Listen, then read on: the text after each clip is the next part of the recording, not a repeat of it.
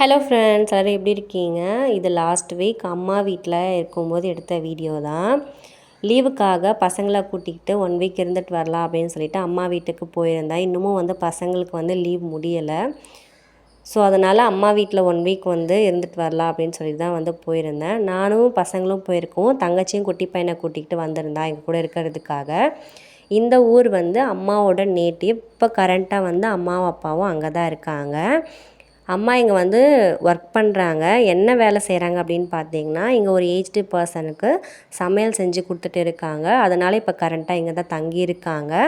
அம்மா பிறந்து வளர்ந்த ஊர். சின்ன வயசுலேருந்தே நிறைய டைம் இந்த ஊருக்கு வந்திருக்கோம். இந்த ஊர் அப்படின்னாலே எனக்கும் சரி என் தங்கச்சிக்கும் சரி ரொம்ப பிடிக்கும். ஏன்னா ஃபுல்லாகவே மலை இருக்கும். அதுக்கப்புறம் நிறைய மரம் செடி இதெல்லாமே பார்க்குறதுக்கே அவ்வளோ ப்ளசண்ட்டாக இருக்கும். ரொம்ப பிடிக்கும். இப்போ பசங்களோட சேர்ந்து டைம் ஸ்பெண்ட் பண்ணும்போது இன்னும் ரொம்ப ஹாப்பியாக இருந்தது. ஒரு நாள் ஈவினிங் நானும் பசங்க எல்லாருமே சேர்ந்து போர் அடிக்குதுன்னு சொல்லிவிட்டு அம்மா வேலை செய்கிற இடத்துக்கு போகலாம். ஏன்னா அவங்களும் எங்களோட ரிலேட்டிவ் தான். அதனால் அங்கே போயிட்டு அங்கே நிறைய மரம் செடி எல்லாமே வச்சுருக்காங்க. அதெல்லாம் பம்பு செட்டும் இருக்குது. ஸோ பசங்களும் விளையாடணும் தண்ணியில் அப்படின்னு சொல்லிகிட்டே இருந்தாங்க. கூட்டிகிட்டு போயிட்டு கொஞ்ச நேரம் விளையாடிட்டு டைம் ஸ்பெண்ட் பண்ணிவிட்டு வரலாம். வீட்டிலே இருக்கிறதுக்கு ஒரு மாதிரி போர் அடிக்குது அப்படின்னு சொல்லிட்டு தான் நான் பசங்க தங்கச்சி எல்லாருமே கிளம்பி போயிருந்தோம். குட்டி பையன் போகும்போதே தூங்கிட்டான். போகிற வழியிலே பூவெல்லாம் பறிச்சுட்டு மாங்காய் பறிச்சுட்டு நல்லா ஃபன் பண்ணிட்டு போயிட்டுருந்தோம்.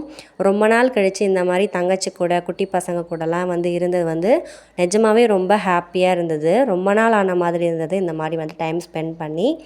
வீட்டுக்கு போனதுமே குட்டி பையனை உள்ளே கூட்டிகிட்டு போய் படுக்க வைக்க சொன்னாங்க அம்மா. தூங்கிட்டு இருந்ததுனால அவனை கூட்டிகிட்டு போய் படுக்க வச்சுட்டு பசங்களை பார்த்துக்க சொல்லிவிட்டு நானும் தங்கச்சியும் சரி சுற்றி பார்க்கலாம் இங்கே என்னென்ன இருக்குது அப்படின்னு சொல்லிட்டு வெளியே பம்பு செட்டும் இருந்தது. வீட்டுக்கு பக்கத்துலேயே பம்பு செட் போட்டு அதுக்கு தொட்டியும் கட்டி வச்சுருக்காங்க. போனதுமே மோட்டரும் போட்டு விட்டாங்க தண்ணி ஃபுல்லாகட்டும் அப்படின்னு சொல்லிட்டு. தண்ணி ஃபில்லானதுக்கப்புறமா பசங்களை விளையாட சொல்லலாம் அப்படின்னு சொல்லிட்டு உள்ளே பசங்க டிவி பார்த்துட்டு இருந்தாங்க. அதுக்குள்ளே நாங்கள் என்னென்ன செடி இருக்குது மரம் இருக்குது அப்படின்னு சொல்லிட்டு நானும் என்னோடய தங்கச்சியும் பார்த்துட்ருந்தோம். இங்கே ஃபஸ்ட்லேயே தூதுவளை செடி வச்சுருந்தாங்க. இது இருமலுக்கு சளிக்கு எல்லாமே ரொம்ப நல்லதுன்னு சொல்லுவாங்க. ஃபுல்லாகவே முள்ளாக தான் இருக்கும். அதில் 4-5 மிளகு வச்சு அந்த சாறு மட்டும் கடித்து முழுங்கினோம் அப்படின்னா சளி எல்லாமே குறைஞ்சிரும்னு சொல்லி தாத்தா சொல்லியிருக்காங்க. அவர் சொல்லி தான் எனக்கு இந்த தூதுவளை செடி எப்படி யூஸ் பண்ணணும் அப்படின்னு சொல்லியே தெரியும். அதுக்கப்புறம் செம்பருத்தி செடியும் இருந்தது. என்ன செம்பருத்தி அப்படின்னு தெரியலை. ஏன்னா பூ எதுவுமே பூக்கலை, அரும்பு மட்டும்தான் இருந்தது. அந்த தொட்டிக்கு பக்கத்துலேயே புங்க மரம், அதுக்கப்புறம் 2 வேப்ப மரம் இதெல்லாமே இருந்தது. அங்கேயே ஒரு கயிற்று கட்டலும் போட்டு வச்சுருந்தாங்க. நல்லா சில்லுன்னு நல்லா காற்றடிச்சிட்டு இருந்தது ஈவினிங் டைமில். அந்த டைமில் அந்த கயிற்று கட்டலில் உட்காந்து பார்க்கும்போதே அவ்வளோ சுகமாக இருந்தது அப்படின்னு தான் சொல்லணும். நிறைய மரம் இருந்தது. மெயினாக நிறைய இங்கே மாமரம் இருக்கும். அதுக்கப்புறம் தென்னை மரம், முருங்கை மரம், வாழை மரம், கொய்யா மரம் அந்த மாதிரி நிறைய மரம் இருந்தது. அவங்க இந்த மரம்லாம் வைக்கிறதுக்காகவே தனியாகவே கொஞ்சம் இடம் ஒதுக்கி எல்லா மரத்தையும் வச்சுருந்தாங்க. வாழை மரத்தில் வாழைக்காவும் இருந்தது. வாழைக்காய் பறித்து தரேன், பஜ்ஜி போட்டு சாப்பிடுங்கன்னு சொல்லி அந்த அப்பா சொன்னார். இருந்தாலும் நாங்கள் தான் வேணாம் பரவாயில்ல அப்படின்னு சொல்லிட்டோம். இந்த ஊர்லேயே நிறைய மாங்காய் மரம் தான் இருக்கும். மெயின் நாங்கள் ஊருக்கு போகிறதே அந்த மாங்காய்லாம் பறித்து சாப்பிட்றதுக்காக தான். இங்கேயும் மாங்காய் மரம் வச்சுருந்தாங்க. இது குண்டு மாங்காய் அப்படின்னு சொல்லுவாங்க.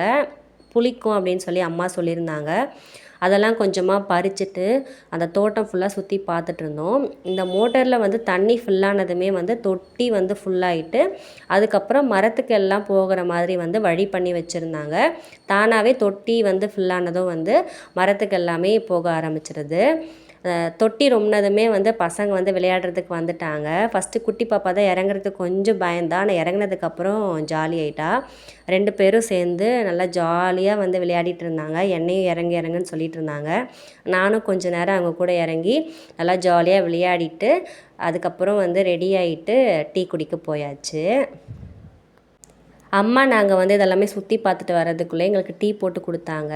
நானும் தங்கச்சியும் சேர்ந்து கொஞ்ச நேரம் பேசிக்கிட்டே டைம் ஸ்பெண்ட் பண்ணிக்கிட்டே டீ குடிச்சிட்டு இருந்தோம். ரொம்ப ஹாப்பியாக இருந்தது. அந்த ஈவினிங் டைமே நல்ல கிளைமேட்டும் நல்லா சூப்பராக இருந்தது. நாங்கள் பேசிக்கிட்டே நிறைய கதை பேசிக்கிட்டே நின்றுட்டு டீ குடிச்சிக்கிட்டு அங்கே இருக்கிற செடி எல்லாத்தையுமே வந்து பார்த்துட்ருந்தோம். இங்கே வந்து வீட்டுக்கு முன்னாடியே வந்து நிறைய பூச்செடி எல்லாமே வச்சுருந்தாங்க. இது வந்து வீட்டுக்கு ஃப்ரண்ட்லேயே இருக்கும். ஒரு செம்பருத்தி செடியும் இருந்தது. இந்த செம்பருத்தி வந்து கொஞ்சம் வித்தியாசமாக இருந்தது. இது வரைக்கும் பார்த்ததே கிடையாது. அதை வந்து எடுத்து வந்து 2 பேரும் காதில் வச்சு விளையாடிட்டு சிரிச்சிட்டு இருந்தோம். முன்னாடியே வந்து அந்த செம்பருத்தி செடி, அதுக்கப்புறம் அலரிப்பூன்னு சொல்லுவாங்க அந்த பூ, இதெல்லாமே முன்னாடி இருந்தது. அப்படியே வீட்டுக்கு சைடில் வந்து வாழை மரம், அதுக்கப்புறம் சுண்டைக்காய் செடி, வேப்ப மரம் இதெல்லாமே வந்து வச்சுருந்தாங்க. வீட்டை சுற்றியுமே வந்து ஃபுல்லாகவே வந்து மரம், செடி, கொடி இந்த மாதிரி தான் இருந்தது. வீடே அவ்வளோ ப்ளசண்ட்டாக இருக்கும். இந்த ஊரே வந்து 2ஆக பிரிச்சிருப்பாங்க. ஊருக்கு உள்ளே, ஊருக்கு வெளியே அப்படின்னு சொல்லிட்டு. ஊருக்கு உள்ளே அப்படின்னு சொல்கிறது வந்து நார்மலாக நம்ம எல்லா கிராமத்துலேயும் இருக்கிற மாதிரி வீடு, ஸ்கூலு, கோவில் இதெல்லாமே இருக்கும். எல்லா ஊர்லேயும் இருக்கிற மாதிரி எல்லா திங்ஸுமே இருக்கும். பட் ஊருக்கு வெளியே அப்படின்னு சொல்கிறது வந்து மேக்ஸிமம் நிலமாக தான் இருக்கும். அந்த நிலத்துல வந்து ஒரு சிலர் வீடு கட்டிக்கிட்டு அங்கேயே பம்பு செட் கட்டிட்டு வயலெல்லாமே வந்து பயிரெல்லாம் போட்டுட்டு அங்கேயே தங்கியிருப்பாங்க. ஊருக்கு வெளியே வந்து அவ்வளோவா வந்து வீடுங்களே இருக்காது. எங்கேயாவது ஒன்று தான் இருக்கும். ஊருக்கு உள்ளே போனால் மட்டும்தான் நமக்கு நிறைய வீடுங்க இருக்கும். அம்மா வந்து ஊருக்கு உள்ளே இருக்காங்க. இப்போ வேலை செய்கிற வீடு வந்து ஊருக்கு வெளியே இருக்குது. ஒரு 1/2 கிலோமீட்டர் வந்து நம்ம நடந்து வர மாதிரி இருக்கும். ஒரு 5:30 போல் அம்மா வேலையெல்லாமே முடிச்சுட்டு கிளம்பிட்டாங்க. ஒரு 6 வீட்டுக்கு போயிடலாம் பசங்களை கூட்டிகிட்டு இருட்டுறதுக்குள்ளே அப்படின்னு சொல்லி கிளம்பியாச்சு. கிளம்பும்போது தான் குட்டி பையன் வந்து எழுந்தான். அவனுக்கு வரும்போதே வந்து மாடு, கோழி இதெல்லாமே காட்டிகிட்டே வந்து நடந்து வந்துட்டுருந்தோம். வரும்போது அம்மா வந்து பூ எல்லாமே கொஞ்சம் பறிச்சிட்டு வந்தாங்க சாமிக்கு வைக்கிறதுக்காக. இங்கே வந்து மேக்ஸிமம் எல்லாருமே வந்து பால் வியாபாரம் தான் பண்ணுவாங்க. இங்கே இருக்கிற வீட்டுங்க எல்லாமே எல்லார் வீட்லேயுமே வந்து மேக்ஸிமம் மாடு இருக்கும். மாடு, கன்றுக்குட்டி இருக்கிற மாதிரி ஸ்டாச்சு வச்சு வந்து நிறைய பேர் வீடு கட்டியிருந்தாங்க. இங்கே வந்து பசும்பால் மட்டும்தான் கிடைக்கும். பேக்கெட் பால்லாம் கிடைக்காது. இது வந்து திமிரி பக்கத்தில் ஒரு கிராமம். ஏதாவது ஒரு திங்ஸ் வாங்கணும் அப்படின்னாலும் திமிரிலேயே வந்து வாங்கி வச்சுக்கிற மாதிரி இருக்கும். இங்கே அவ்வளோவா கடைங்களும் கிடையாது. அதே மாதிரி பஸ்ஸும் வந்து டைமுக்கு தான் வரும். ரொம்ப எமர்ஜென்சி அப்படின்னா நம்ம ஆட்டோ வச்சு தான் வந்து வர மாதிரி இருக்கும். வீட்டுக்கு போனதுமே வந்து பசங்க பசிக்குதுன்னு சொல்லி கேட்டுகிட்டே இருந்தாங்க.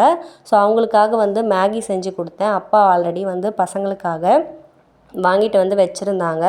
போனதுமே வந்து செஞ்சு கொடுத்ததும் அவங்க பசிக்கு வந்து கொஞ்சமாக சாப்பிட்டாங்க.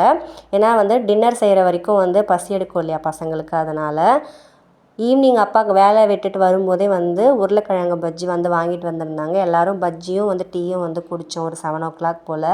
அதுக்கப்புறமா வந்து டின்னர் செய்ய ஸ்டார்ட் பண்ணாங்க அம்மா. கார தோசையும் தக்காளி சட்னியும் செஞ்சுருந்தாங்க. பூ வாங்கிட்டு வந்திருந்தாங்க அப்பா. பூ கட்டிகிட்டே பேசிகிட்டே வந்து அதுக்கப்புறம் டின்னரும் சாப்பிட்டு முடிச்சாச்சு.